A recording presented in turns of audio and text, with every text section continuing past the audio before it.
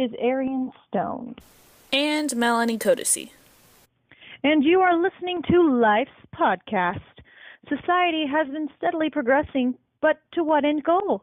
If you were to ask someone around you where society is headed, there will be a variety of answers given. However, what we have learned from biology, sociology, and even philosophy is that all of life is directed to an explicit end. It is logical to conclude that society, too, will have an explicit direction to its end. But what is it, and will we like where it is going? To tell us more about the biological side of life's direction, we will go to Magdalene Quintero, a biologist at the University of Science and Arts of Oklahoma. Magdalene, could you tell us about the direction of life found in biology? All right, are you ready? Mm-hmm. Bum, ba-da-dum, bum, bum. Yes, thank you, Melanie. Biology, as the study of life, has obvious patterns and similarities that are explained by evolution and creation stories. Patterns of similarity in cellular structures, cellular functions, skeletal structures, behavioral instinct, genetic codes, etc. are some of what biologists notice shared characteristics. Of course, every aspect of life that we study shows that there are patterns of similarity and that there have been minor and major changes from the past organisms and their structures into what we have found today. So, are these changes still occurring, or are we just talking about only past changes? What do you mean by that? To answer your question, Erian, these changes are still occurring, of course. We use our study of the past to attempt predicting the trajectory of these changes, survival of species, development of new species, resistance to bacteria, antibiotics, etc. All have been studied with reasonable predictions made on the direction of change. There's even direction in the smallest of processes. Wow, what do you mean? Consider proteins, for instance. Proteins are molecules of cell responsible for varieties of functions, including maintaining the integrity of cell walls, catalyzing cellular reactions, transferring extracellular materials into the cell, and several more unique functions. We can even think of a protein being viewed as a machine. Wow, so a protein's a machine. Can you elaborate a little bit more on this comparison? I've never really heard of it being compared to a machine before. You're the first person I've heard that found it odd.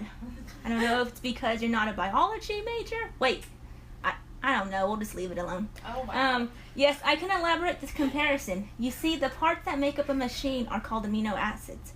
These cogs are gears of protein and are folded in a special way in order to ensure the protein will be highly efficient and specific for its function. Oh, I get it. Okay, so machines are efficient, proteins are efficient, machines have cogs and gears, proteins have amino acids. Gotcha. I'm glad you understand now. Yes, protein folding is a highly cooperative process, meaning once it begins to fold, there is no putting brakes on it. Biologists like myself view protein folding and unfolding as an all-or-none, high-specific process. Wait. Does this mean that protein folding is not something you could just stop midway, and it definitely has a specific direction? Is that what you're saying? Yes, that's what I'm saying. Okay, cool. All right, I'm there. Keep going. To put it simply, the process of protein folding is not as random. Protein folding is a partly defined folding pathway consisting of intermediates between the fully denatured protein and its native structure that rearrange between these in-between forms until the specific fold is made. Of course, I know everyone is probably confused right now. You're right. Yeah, I would be too, but I'm a biologist, so you're okay. Let me use this short example to explain this better. Imagine a monkey, one of my favorite animals, of course. This particular monkey was given a typewriter. Oh, okay, whoa. Monkeys don't do anything with typewriters. What are you talking about? Well, my monkey does, of course. All right. Over an infinite amount of time, the monkey could be typing at random and eventually spell out the phrase, "Methinks it's like a weasel" from Hamlet. There's no way a monkey can do that. Well, this monkey can. All right. Same thing with proteins. Eventually, you will achieve the right structure, but it will take a long time. From this example, if the keys were conserved, every correct letter retained in its proper spot, and the monkey given the leftover blanks to fill randomly, the phrase would be completed faster. The protein intermediate structures are those that configure after some portions of the sequences folded are conserved. Yes, I just blew your mind. You're right. Yep. I made your neurons work, didn't I, Melanie? Probably. Yep. I will leave everyone saying this. In the same way that we can see a direction of protein folding being so exact on this microscale, let me elaborate again. Protein folding is very exact. It is reasonable to assume other big idea aspects of life will follow their biology and have direction as well. So you're saying that because it's so on such a small scale, we can see something have this direction, we can logically conclude that other things will also have direction, including society, which is made up of humans, which are made up of cells, which have proteins in them, right? Yep, yes, exactly. I am getting this biology thing. I should be a biology major. Yep, you should. Thank you for that report, Magdalene. I honestly got a little confused when you were talking about protein folding because I thought of rolling burritos. But that's besides the point. So life in general is going to have a specific end goal, and society must also have an end goal. But what is the end goal? Sociologists and economists throughout the centuries have tried to predict the goal of society. They have created models to make society aware of its current condition, and even attempted changing the fate of society by implementing models of their perfect society. We go now to Sierra Stone, a sociologist who will tell us more on these models, who made them, and also their accuracy towards predicting the future of society. Thanks, Erian. So I guess I'm talking from the sociological perspective. I think there's several theorists who think they have the answer of how to achieve the utopia or the perfect world through people in society. And I think it's really cool that we're bouncing off biology and sociology and all this. I totally get the biology part. If I may, what I was getting from your talk, Magdalene, was that biology, its main goal is just to keep adapting. You're looking at patterns, and sociology too looks at patterns of people.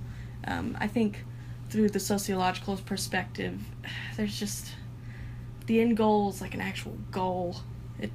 It's like one specific thing.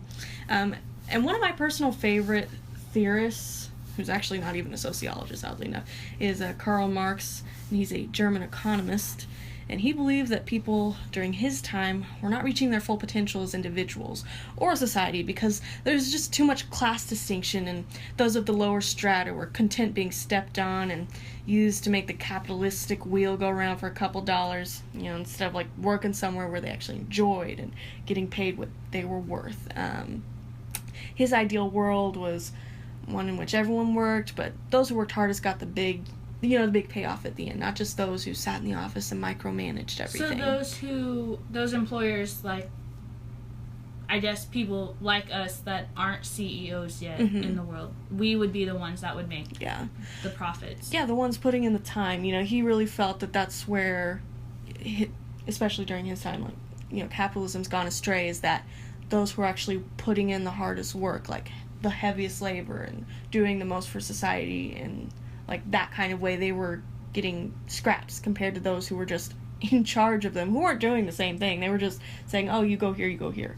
And he was just like, well, why? Why does this person get so much more money when they're not putting half as much effort into this? And I think he would go on to explain, if I can butt in, No. that it's because they own the means of production, meaning they own the machines, and they use that to their advantage because all a worker has to sell in a market is their work. So they get exploited by the people who actually own things. And I love that you're an economist, so you know exactly what I mean. And honestly, you probably know way more about Karl Marx than I do, but I just esteem him so much. I love him. His main focus was just fairness, and that people were taken care of and not used to gain more power or wealth off of, because people are more than what other people can get off of them.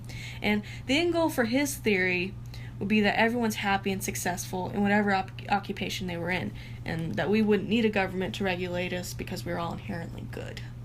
Meaning, basically, that since everyone would be happy in getting what they worked for, they wouldn't be exploited from their labor, and they would maintain their species essence, which he felt that humans inherently want to work. It gives us a sense of accomplishment, so that basically we would keep an economy functioning because we do want to work. We just don't like the fact that we're getting taken advantage of by those at the top. And that's what's keeping us down. I love how his society, in the end, says that we wouldn't need a government if we were inherently good. Because if no one's exploiting anyone, there's not a need for someone to come in and say, you can't do this or you can't do that. And so, I mean, I guess that's the real question, honestly, is that maybe that's why many people are skeptical of his theory. Are people inherently good? Is capitalism and stratification really keeping us from our full potential, or is it just us? I mean, honestly, if I were to be honest, that would be my problem with it. Are we really inherently good? Would this theory work if we put it to use in its truest form, not just like communist Russia or China? But is there anything about Marx that you find most interesting? I mean, I always laugh when I think about how I thought sociology was useless, but I know that myself and other social science majors, we like revere this guy, and here he's saying that sociology is just like, shouldn't even be a thing. I'm just like, wow, that's hurtful, but I don't care. I love you. I mean, another thing is that he's just so misrepresented. When people think Karl Marx, they think communist Russia or China because, they kind of just stole the name. I just wish that we could, tell people the truth about... I mean, even if no one would want his version of communism, I just want people to know what he was actually about. But, yeah. Whatever. I love him. At the end of the day, his goal was just to make sure everyone's taken care of, and I really respect that. I really do. And it's funny...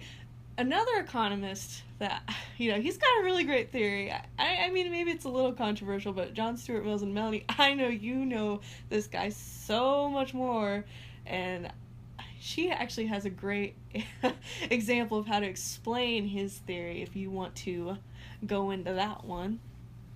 Yes, Sierra. John Stuart Mill has a societal theory called utilitarianism, that meaning providing the greatest amount of good for the greatest number of people. He called happiness utility, which is a measurement used by economists that measures how much consumers gain from each additional unit of whatever they're consuming. An example that I love to use is tacos, because I really love tacos myself. But an example would be the taco consumption. For each additional taco I consume, I gain utility. But there's also the fact of diminishing marginal return. That means for each additional taco I consume, I'm going to get less utility from each additional taco, which clearly makes sense. If I'm starving and I finally consume one taco, I'm going to be really happy because I'm not as hungry. But if I've had 50 tacos and I eat another one, then I'm probably borderline of getting sick and really not happy that I just ate another taco. So the best part about utilitarianism is Mill finds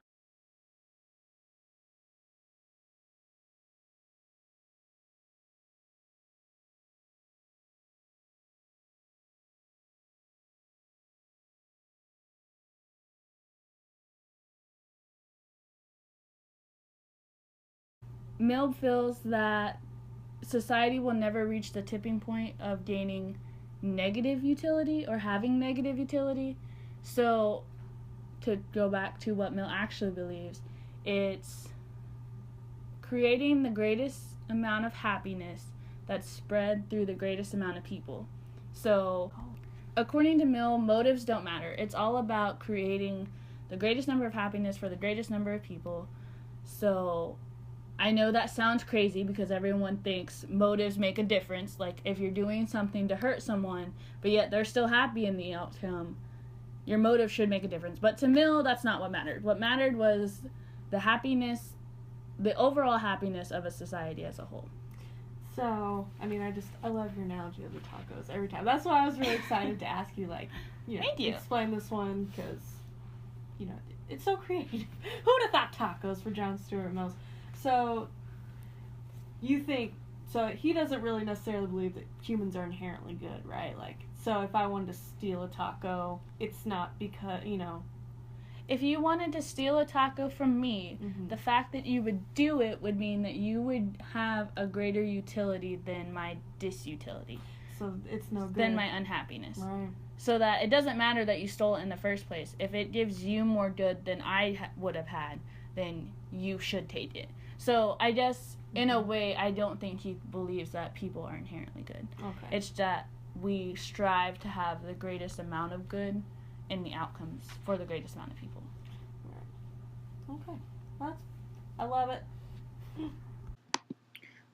So, Sierra, as much as I love talking about economists because I'm studying to become an economist, we actually brought you on to the podcast to talk about sociologists. So is there any sociologist theory or particular sociologist that you would want to talk about today? All right. I guess maybe that's what I should be talking about. Okay. So, a sociologist. I think probably my favorite one, so I'm just going to talk about him, would be Emile Durkheim. And he's a French sociologist, and his theory, well, the main goal behind his theory is society itself is perfect. That's what makes us good. That's what keeps us together, society. And he believes that anything that draws us to connect with others, like religion or maybe like even sports teams, as long as it's something that we can all agree on and be like, okay, yes, this is something we like, or this is a law that we believe will help the greater good, this is good. And that's a very collective conscience type thing, that we're all thinking about each other. Not because, and he didn't really believe that we were inherently good, it was that when we came together, we were the best of ourselves. So I think that's really cool. It's not, and I think it should be noted, he's not against individuality, because I know it sounds like, oh, we all have to be together all the time and agree on everything. And it's not so much that we all have to, conformity is important to an extent, but it's not that we have to be carbon copies of each other. We could be individuals. We can make our own choices and have our own beliefs, but just have to make sure that we're not creating division through this. And it's okay if there's change. Like, he recognizes that all things change. Just like in the biological perspective, everything has to change, but it just takes, it should be slow. Because fast change could create chaos, and he thinks that society just wouldn't be able to handle it if, certain things just change way too quickly. And I think we could probably make an argument throughout history that most changes that happen, there's a buildup. It's not just immediate. There's normally a buildup. So another important part of his theory would be he likes laws, government laws. He thinks that if we have a government, that means society is working. And that kind of goes against Marx, because, Marx would say that, yes, a government could be important, but only for a temporary amount of time, like we were talking about. But that's because people, by themselves, can regulate themselves. Durkheim would say, no. We should not be in charge, like individuals, of ourselves. Like, we need a law to keep us together, because more than likely we'll just be self-interested. So, I don't know, I just find that very interesting. What else could be said about Durkheim is that, Durkheim, he was all just about that we all need to work together, because that's the only way we're all going to survive. I think we could find that we see his theory all around us. Why? Because we're living in society. We're social beings.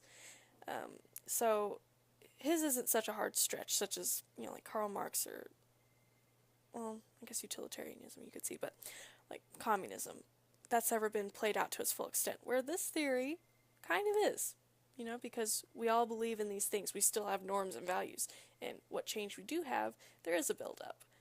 So, I would think he would be very proud of society.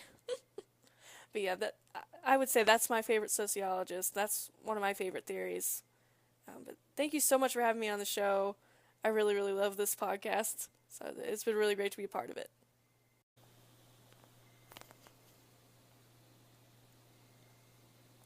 Thank you for being on the show, Sierra and Magdalene. We really appreciate your input. So we see that biology has a direction. Sociologists have theorized which direction society should be headed towards in order to provide both happiness and success to all people. But how does philosophy help define the direction of society? Erian, I believe this is more in your line of interest. And what do you think? Well, philosophy is important in defining the direction of society. It's immensely important. In fact, there's a blog called Understanding Society. It's ran by a philosopher of social science named Daniel Little. And he claims that philosophy intersects with society in its development by these different philosophy studies. They study social science, normative social philosophy, and even social metaphysics. These studies expand on society's epistemological, methodological, explanatory, and ontological questions, as well as questions of ethical theory of justice, and what to think of the foundations of society's components. Can I ask you a quick question? Oh, yeah. What is epistemological, methodology? All of those things you just said that are really long and end in logical? Basically, it's talking about where they came from, how society is made and founded, and how it goes about. So it's the fundamental building blocks of how society works. Pretty much. That's a good way to summarize it. In fact, Daniel Little even concluded on his blogs that societal structure and the actions of society are reciprocal and inseparable. So it's kind of like the saying that history always repeats itself? Exactly. Well, society's going to repeat itself. This leads us to think that we live in a loop between what our society is already, like structurally, and what we make it into throughout our lifetime. So our society is going to influence us to make it into something that it might already be, and there might be new ideas thrown in, but it's really going to go incorporate itself in a whole. You can just kind of see how this goes in this cycle, in this loop. So it's kind of like how the generation before us says they prepared for us, and then we learn from them, and then we prepare for the generation underneath us? Right, and it's still conservative, so we're still like retaining a few things that we learned from the past, but we're learning from them in the future, and so it's always going to be progressing, but we're always going to be recycling old ideas too. Okay. A famous philosopher that few can steer clear from mentioning, I know we certainly couldn't keep away from it in our World Thought 3 class, Plato, actually. He spoke of his perfect society. Do you guys know who Plato is? I know who he is. I don't fully understand him most of the time. The caveman, you're right. Plato, he believed that the perfect society was one that's called an aristocracy. It basically means that the aristocracy is going to be led by a philosopher king. You see, Plato was a philosopher, so he thought they were all the wisdom and reason one person could have. So Doesn't that kind of put his theory a little biased if he thinks that people of his nature should be in charge? I mean, are people of his nature not wise or reasonable? I mean, he's not wrong in his theory of people with wisdom and reason should be in power, but it's also coincidental that he's a philosopher that's putting himself in charge. I will give you that. I am not Plato, otherwise I would say definitely it is a bias or not, but I do see your point, and I do agree. But regardless, he believes that this aristocracy is going to be the best society that we could have, and it's ran similar to a caste system. It has 3 different distinct classes. The ruling class, it's the high estate, and guess what? It's the philosopher kings in this one. And then you have the next one being the soldier class, and it's filled with those who enforce the laws that are given by these philosopher kings. And then lastly, which is this is my favorite class because of how much they're given. Most are just like the last class is left with nothing. This common class, which is made of most people, they obey the law, but they are the only ones to own private property, and they're the only ones with the ability to grow personal produce. That's very interesting, because most systems, as we heard from the sociologist that was on before you, the people at the top are the ones who gain all of the private property and the wealth and everything else. So Plato is contradicting that and saying that those at the bottom should be the ones. Exactly. So he's similar to Marx in a way. I would agree. I would say Plato's probably a Marxist. He thought that those that made the laws and the others who enforce them should not be given the opportunity to act greedily. In contrast to a greedy philosopher king, this actual philosopher king would only know how to promote the absolute good for society, much like the government in Marxism. It would only know how to promote the absolute good for society because their advanced intellect and meditation would conclude that material gains are nothing but a fleeting moment. But what's important is that society is left in good standing, and that was just viewed as priceless to them. I will have to disagree that he's a Marxist, because governments are not needed in Marxism, but I agree that in some ways he is. But I thought the government was needed for a temporary use. Temporary. All right, Okay, all right. ladies, okay. Marx is not here to defend his theory, and we do not know what he truly I love means. him, okay? All right. Yes, Mr. Stone, Okay. we know you love him. All right. Arian, continue. I was just going to conclude that there's another philosopher or thinker who also agrees with this, and it's very similar ideas. Most people know of Confucius. He also believed and taught that if there's a being of upright moral character, they, of all people, would be needed to lead a society into a direction that was also morally upright and successful.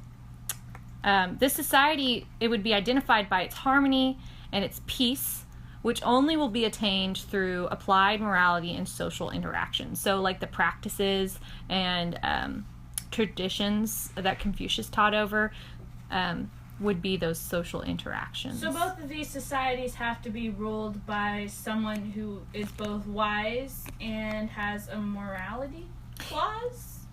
Yes.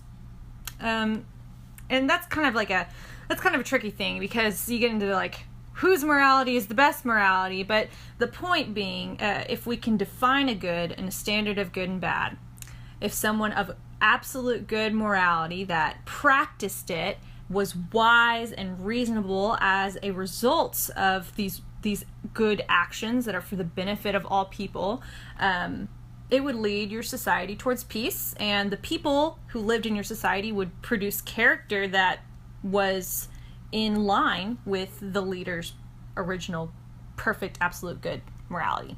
Okay, I see. It seems like in each theory of sociology and philosophy, there is a need for a moral good, whether that moral good comes from our natural state or is being taught by a morally proficient teacher. It's needed to create a society that directs itself toward peace and prosperity. We have solved another riddle of our beginning question. We know that a society can reach a direction we desire through proper application of morality. We have solved another riddle of our beginning question. We know that a society can reach the direction we desire through proper application of morality. Morality being the key thing that matters significantly in a generation that wants a peaceful society. What we must ask ourselves now is what kind of morals are needed for this desired social outcome. Where do they come from? Does our current society show signs of promoting this morality? After asking these questions, one might be able to better determine our final question, that asks where our society is headed. We will dive into the morality of the world next time. Thank you for tuning in to this week's live podcast.